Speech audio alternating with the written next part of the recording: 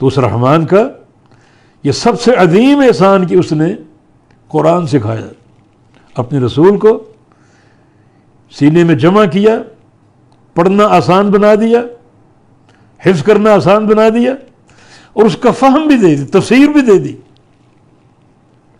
تاکہ کوئی اشکال باقی نہ رہے۔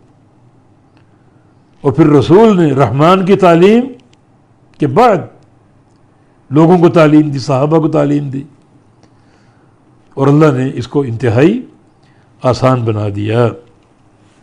تو اس کی نعمت عظمیٰ کہ اس نے قرآن کی تعلیم دی، قرآن سکھایا۔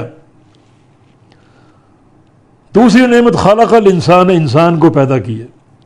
خالق پیدا کیا اس نے، کس نے؟ الرحمن نے، اللہ تعالیٰ نے۔ کس کو؟ الانسان، انسان کو۔ اس نے انسان کو پیدا کیا،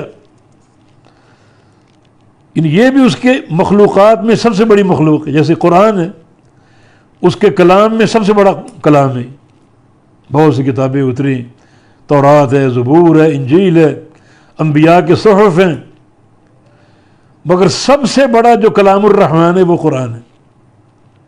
اسی طرح اس کی مخلوقات بے شمار ہیں، اور سب سے بڑی مخلوق انسان ہے۔ کوئی مخلوق ثابت ہے جیسے پتھر، حجر وغیرہ، کوئی مخلوق نامی ہے، بڑھنے والی، لیکن وہ دیکھ نہیں سکتی، سن نہیں سکتی، جیسے درخت ہیں۔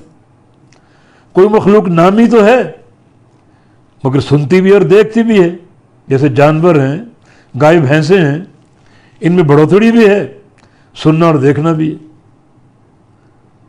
اور انسان ایک مخلوق ایسی جس میں ایک منفرد نعمت ہے، اور وہ نطق، جس کا ذکر آگے آ رہا ہے۔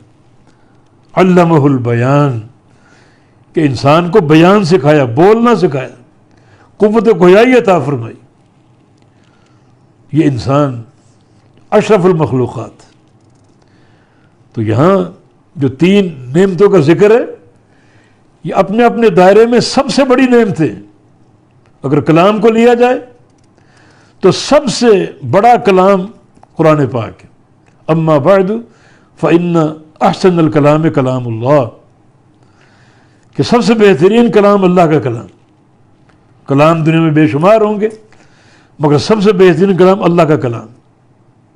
وخیر الہدی ہدی محمد صلی اللہ علیہ وسلم، اور سب سے بہترین طریقہ محمد مصطفیٰ علیہ السلام کا طریقہ ہے۔